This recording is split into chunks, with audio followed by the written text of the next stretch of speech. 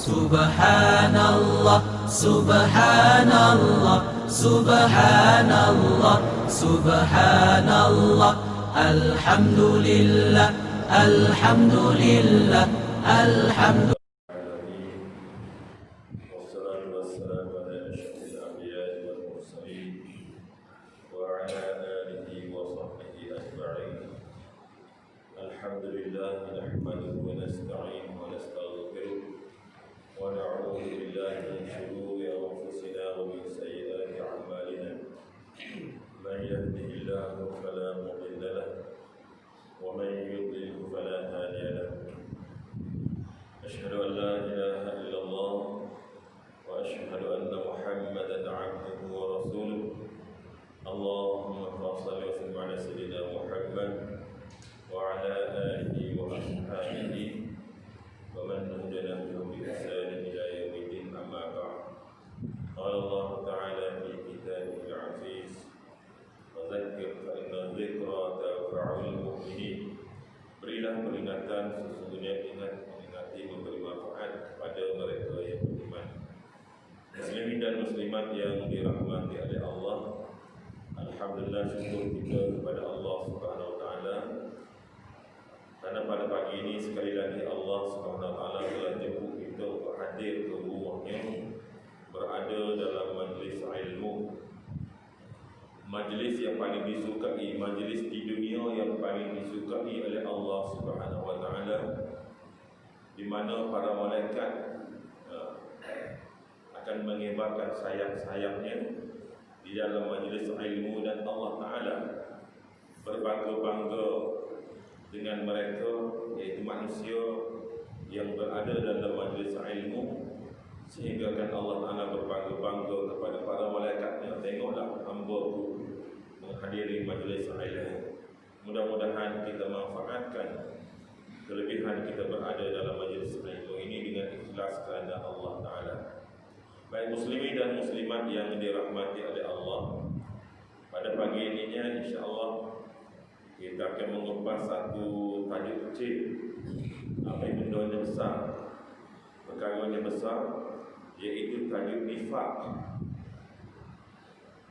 Nifaq ini salah satu daripada penyakit hati.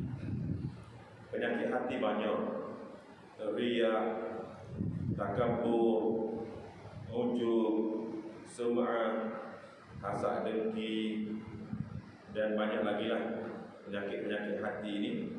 Dan salah satunya ialah nifaq. Sebelum pada itu, tuan-tuan, kenapa adanya satu penyakit yang dinamakan penyakit hati seperti nifaq ini? Kerana kita manusia ini, sebagaimana telah kita sedia maklum dan nama pun berulang kali dah bahawa kita ini terdiri daripada dua unsur. Satu, unsur jasad. Yang kedua, unsur ruh ataupun rohani. Unsur jasad ni, apabila kita sakit, jasad kita sakit gigi, itu sakit jasad. Sakit tangan, sakit pinggang, sakit kaki, sakit perut, itu dipanggil sakit daripada unsur-unsur jasad, salah satu daripada unsur manusia. Sakit yang kedua, oleh kerana kita ada dua perkara, unsur jasad dan unsur rohani. Rohani itu pula ada pembahagian dia pula dengan unsur-unsur syafaf dan sebagainya lagi. Rohani dia ada sakit juga, tapi sakit ni tak payah pergi hospital.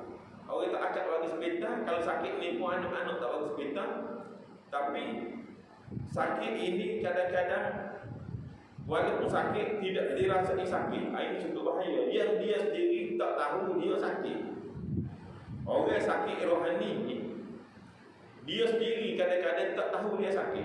Bahkan dia berbangga-bangga dengan penyakitnya. Iaitu salah satunya ialah penyakit nifaq.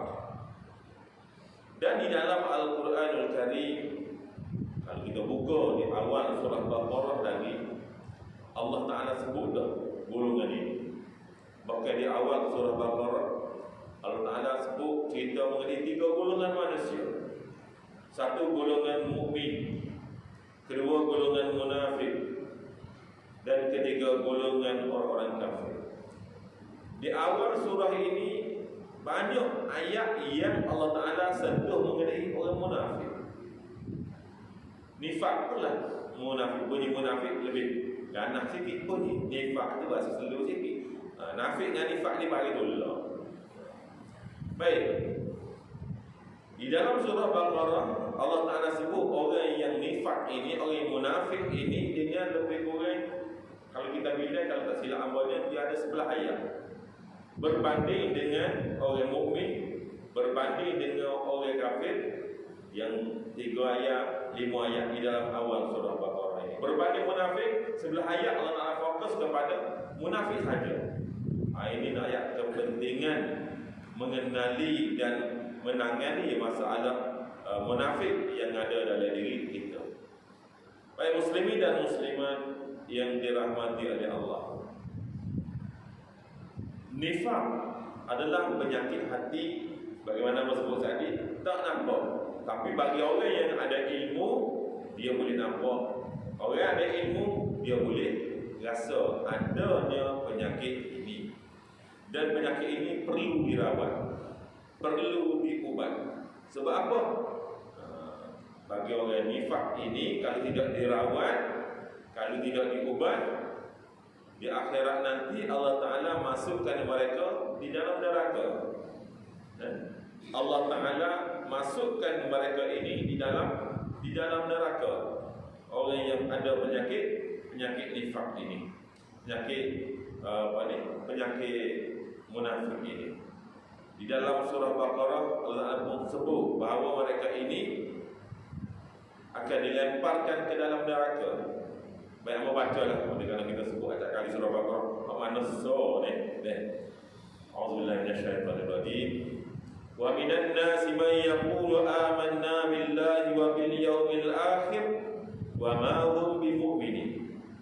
Ada kalangan manusia mereka mengatakan bahawa mereka telah beriman kepada Allah dan hari akhirat, sedangkan wa ma hum bimu'minin, sedangkan mereka belum lagi beriman. Mulut dia kata beriman kepada Allah, mulut dia kata beriman kepada hari akhirat.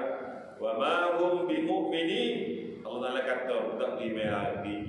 Pelawak baru, tak beriman lagi.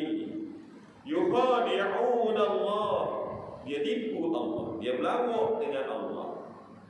Yukhadi'un Allah walladzina amanu, dia tipu Allah, dia tipu orang-orang beriman. Sebenarnya wama yakhda'una illa anfusahum, sebenarnya bukan tipu Allah, sebenarnya bukan tipu orang beriman. Dia tak tipu kecuali dia tipu diri dia sendiri. Dia merasa cerdik dengan cara yang betul, sebenarnya dia bodoh. Sebab dia tipu diri dia sendiri. Dia tipu diri dia, wa ma yash'uru, dalam dia sendiri pun tak tahu bahawa dia tipu diri dia. Dia tak tahu perbuatan dia yang pura-pura itu, dia tipu diri dia sendiri. Dia tak tahu. Fi qulubihim maradun. Sebab apa berlaku gitu? Fi qulubihim maradun, dalam hati mereka ada penyakit. Ini dia kata penyakit hati. Hati mana? Hati jasad ke hati unsur nurani? Hati unsur nurani. Kalau belah dada, buat dobik hati, tak jumpa hari. Sebab dia penyakit rohani. Fi qulubihim maradun, dalam hati mereka ada penyakit. Fazadahumullahu marada, maka Allah Ta'ala tambah setiap kali, setiap masa penyakit tersebut pada dia. Sebab tipu daya yang dia buat, kejahatan yang dia buat, hari demi hari, hari demi hari, jahat pertama jahat. Ni dah jumpa jawapan kita. Bapa orang jahat semakin hari semakin jahat, semakin hari semakin jahat. Sebab apa? Sebab dia tipu diri dia sendiri. Oleh kerana dia cari jalan untuk menipu Allah, dia cari jalan untuk menipu orang mukmin, maka Allah Ta'ala tambah penyakitnya setiap hari menyiapkan. Setiap hari. Di akhirat sesok, walahum azabun alim, Allah Ta'ala bagi dia azab yang sangat pedih. Ya, bima kanu yaksibun, di atas pendustaan mereka itu. Sebab hidup mereka penuh dengan pura-pura, dengan dusta, maka Allah Ta'ala bagi azab yang sangat pedih. Dan ayat-ayat berikutnya daripada Baqarah juga lagi menceritakan mengenai golongan ini. Baik, muslimin dan muslimat, kita masuk kepada tajuk dia kan. Nifaq atau sifat kepura-puraan. Sifat atau sifat kepura-puraan ialah berlainan yang lahir dengan yang batin. Tak serupa. Hak dalam hati kita lagu lain, hak luar lagu lain. Hidup dengan pura-pura. Berlainan yang di mulut dengan yang di hati. Mulut ayak lagu lain, hati sebenarnya lagu lain. Orang ini, orang yang nifaq ini dengan cara demikian dia rasa dia cerdik. Dia boleh hidup atau boleh bercakap ataupun dia boleh bertindak dengan pura-pura itu, dia rasa dia cerdik. Tetapi sebenarnya dia menipu diri dia sendiri. Tegasnya, tiada kejujuran dan keikhlasan dalam bekerja atau melakukan sesuatu amalan. Jadi kalau dia buat gapo-gapo pun, amalan dia apa, jadi dia tidak ada keikhlasan. Sedangkan kita ini diperintah oleh Allah melalui Al-Quran supaya mengerjakan ikhlas kepada Allah, bukan bentuk pura-pura, bukan bentuk dengan kepura-puraan. Baik muslimin dan muslimat yang dirahmati Allah, dalam istilah beragama, orang yang bersifat nifaq disebut munafik. Orang yang ada nifaq ini dipanggil munafik. Kepada orang yang ada nifaq dalam diri dia, dia dipanggil munafik. Itulah sebab itulah tadi yang berkata nifaq tu dia punya geng-geng pun serupa dia dengan munafik, bagai tolong. Di mana mereka melahirkan diri mereka sebagai orang Islam dengan melakukan beberapa acara agama bersama kaum muslimin. Dia buat acara agama. Kadang-kadang orang mukmin sebenar-benar buat, tak buat dia buat kan.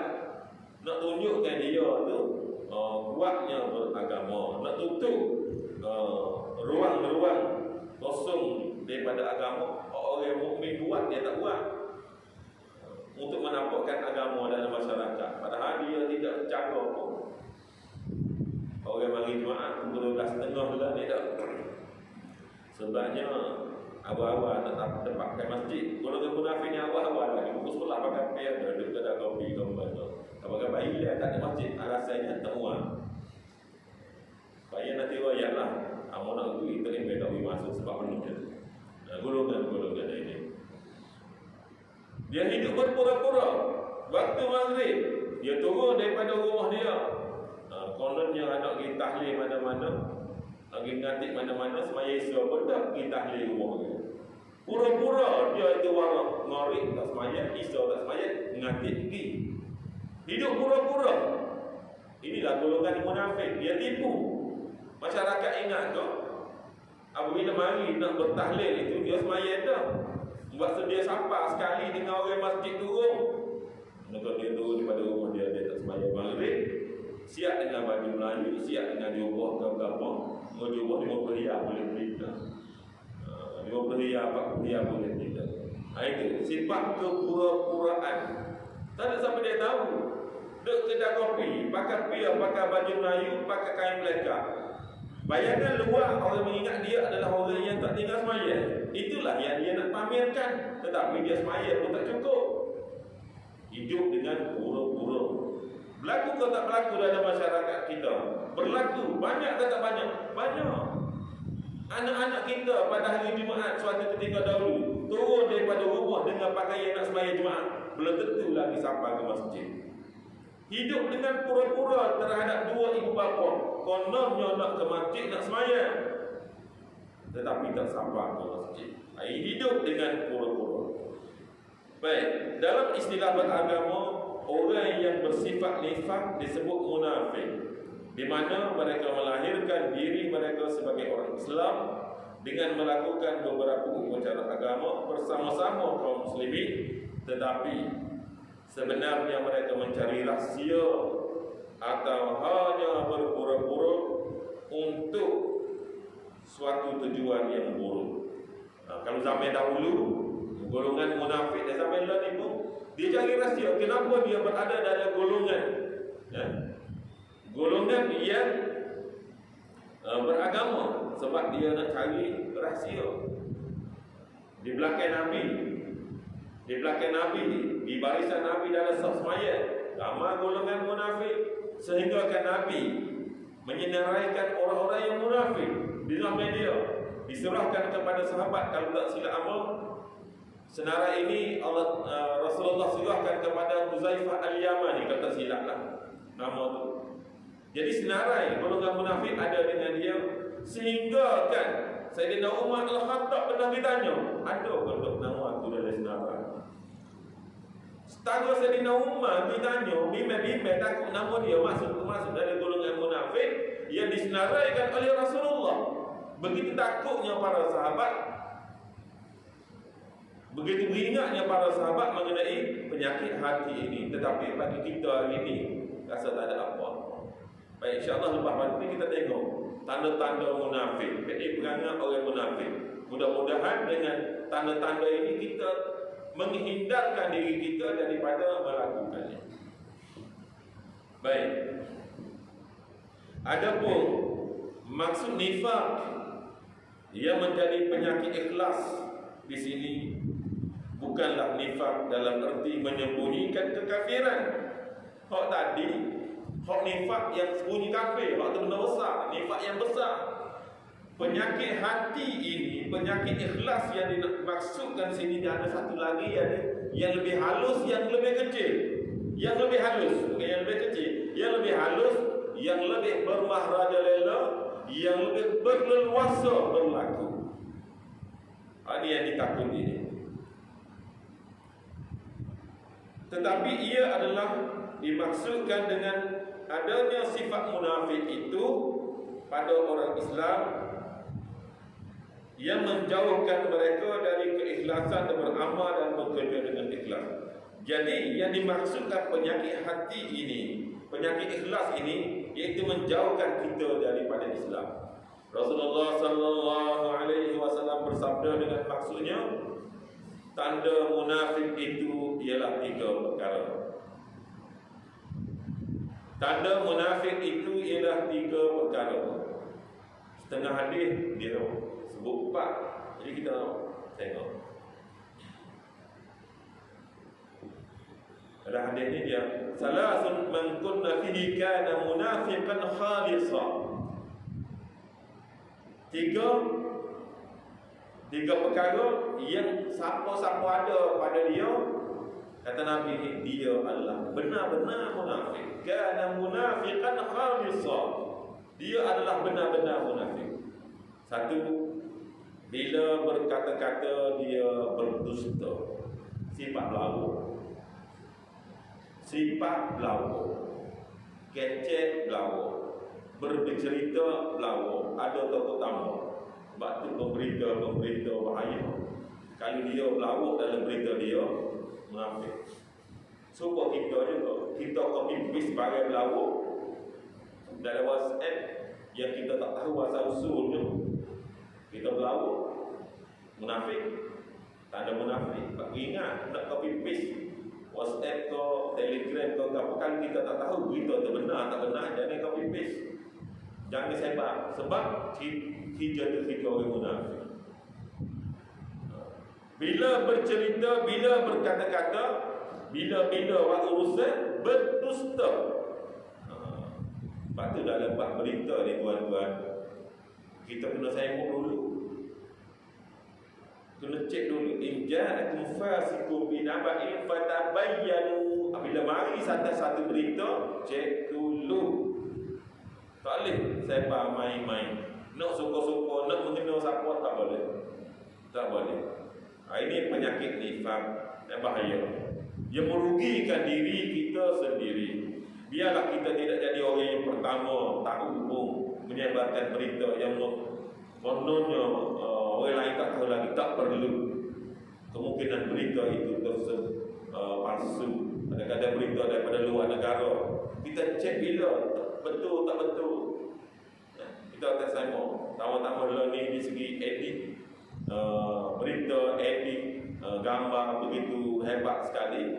Kalau kita orang yang minat menyebarkan berita, malanglah kita. Malang. Bila bercerita, bila berkata-kata, ia berdusta. Perkara ni tuan-tuan, nak melepaskan diri daripada munafik, lepaskan perkara ni, lepaskan berdusta dalam berbicara, belawak dalam berbicara. Ada yang berhujah dia kata amal belawak juga, tapi amal belawak sunat. Itulah dia sunat laku. Asal nak lepas diri dia kat sunat selalu. Asal nak suruh untuk ke dia, belawak selalu. Contoh, ambil satu contoh. Orang nego. Nego ke apa? Nego buah durian. Contoh musim durian. Dia jual durian kampung ke 10 riyal sekali. Kita pun tawar. Amun nak minta ke 9 riyal boleh ke? Dia kata amun beli 9 riyal dah. Ayat amun beli 9 riyal dah tu pelawak tak apa. Amun beli 9 riyal dah. Kalau dia tak layak tak ada apa-apa. Orang tu beli tak marah pun kalau dia tak layak. Tapi dia kerana nak suruh kawan tu beli, nak meyakinkan dia pelawak amun beli pun 9 riyal dah. Itu pelawak. Itu munafik. Penjual yang munafik. Jangan guna. Tak kira apa-apa pun. Jangan dusta. Sebab dusta ini adalah tanda-tanda munafik. Sebab orang munafik ini, innal munafiqin, orang-orang munafik ini Allah Ta'ala sebut mana tempat dia? Fi darkil asfali minan nar. Dia akan dilemparkan dalam neraka. Asfal ini neraka yang paling bawah.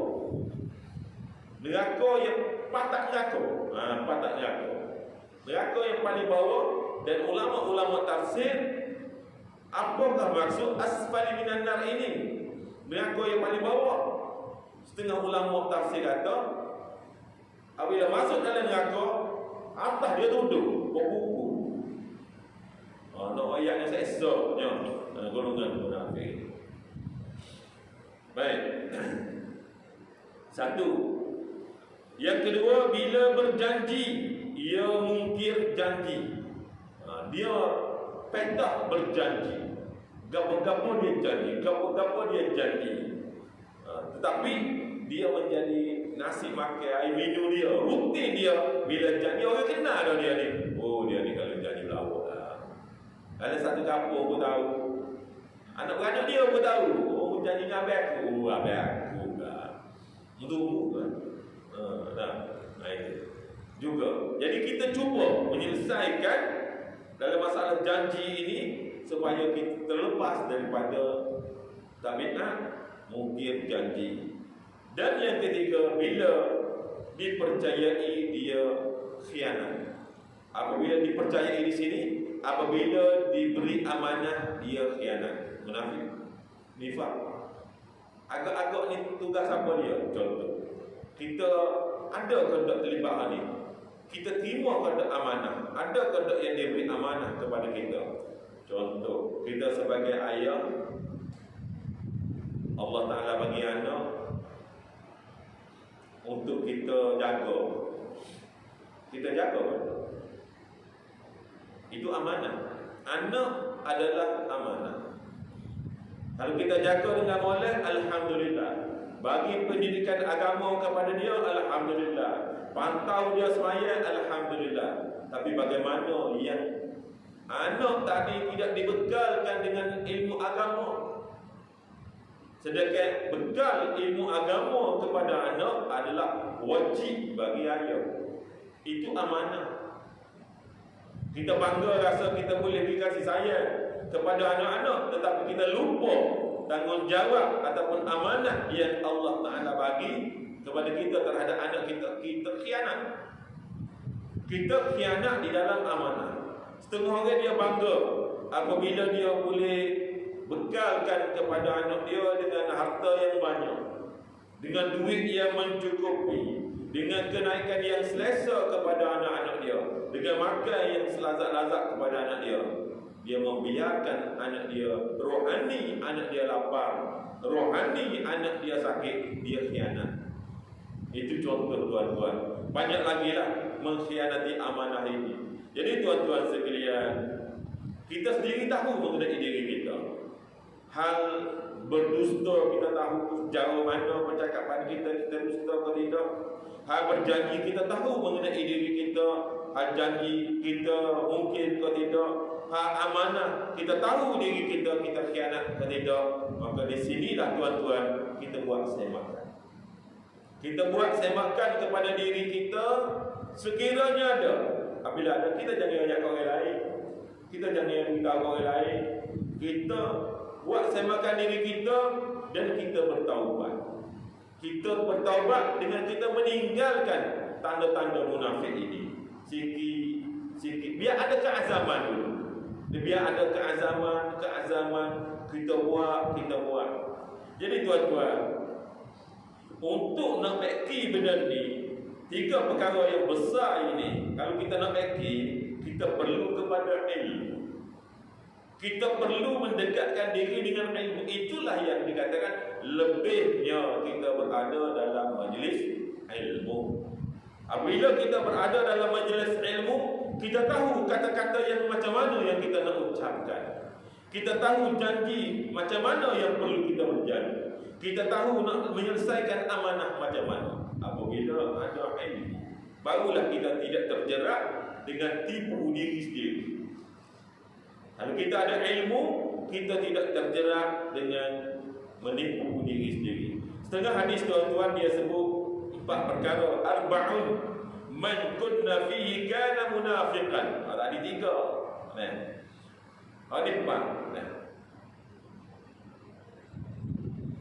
Satu laginya ialah 3 tadi juga. Wa idza khasama fajara. Apabila ia bergurau lebih. Kita panggil gurau bewok. Gurau bewok, gurau kasar ni. Hari yang ni molek tak apa lah. Tak balok. Gurau lebih-lebih, kata lebih-lebih gurau ni. Tiba-tiba hari tak kena sentuh angin, dia akan balok.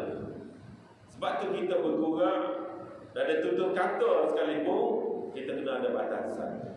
Tak boleh bergurau lebih-lebih. Sebab apa? Gurau lebih ini adalah tanda-tanda. Tanda-tanda mana? Sebab apa kata tadi? Dia akan jadi balah sekiranya apabila kita rutin gurau lebih, dia akan jadi balah lama-lama. Dia tu dulu orang balik lajak mana kedai kopi dua tu. Tak boleh. Sampai satu ketika dia balas. Sebab apa? Dia pernah gurau lebih lajak. Dia akan balas. Sampai masa dia akan berasa hati. Sampai masa dia akan tak selesa. Ini yang dikata Islam dia beringat dulu lagi.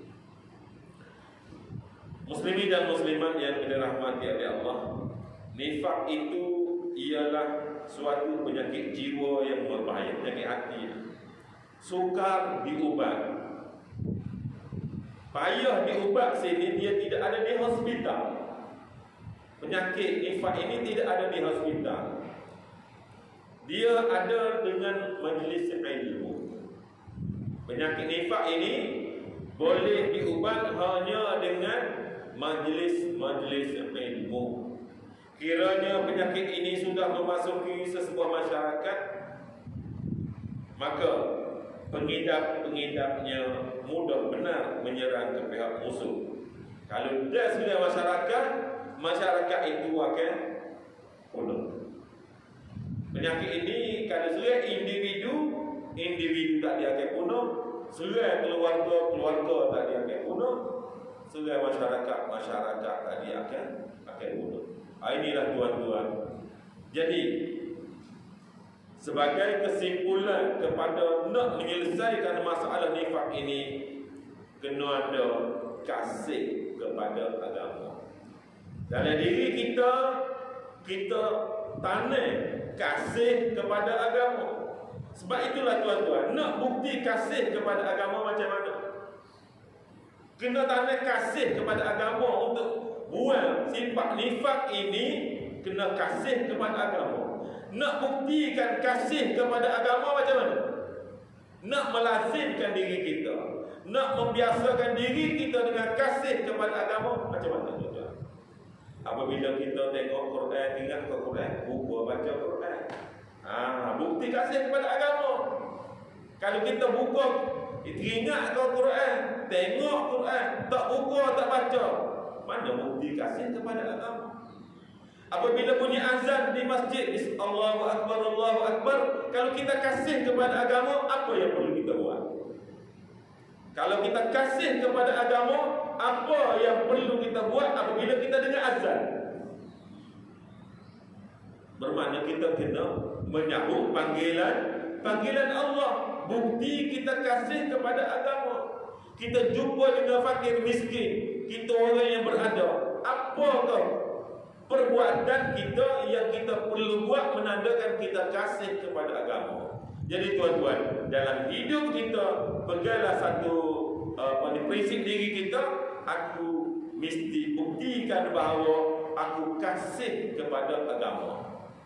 Buatlah gapo-gapo pun sebagai pilihan kasih kepada agama. Mudah-mudahan tuan-tuan, dengan kita berprinsip kasih kepada agama ini, mudah-mudahan penyakit-penyakit nifak ini lari daripada kita ataupun dibersihkan oleh Allah Subhanahu wa taala.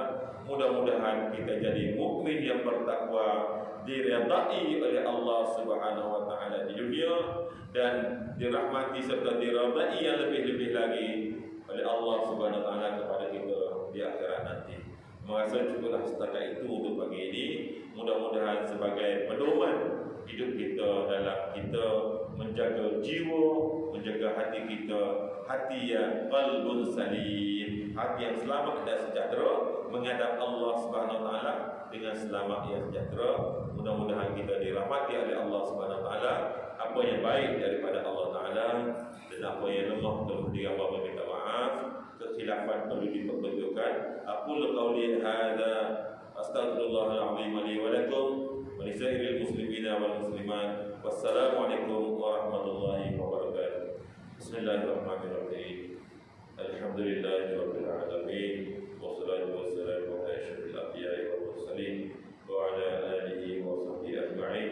Ya Allah, ya Tuhan kami, ampunkanlah dosa kami, ampunkanlah dosa dua ibu bapa kami, ampunkanlah dosa kaum muslimin seluruhnya ya Allah, sama ada yang masih hidup ataupun yang telah mati.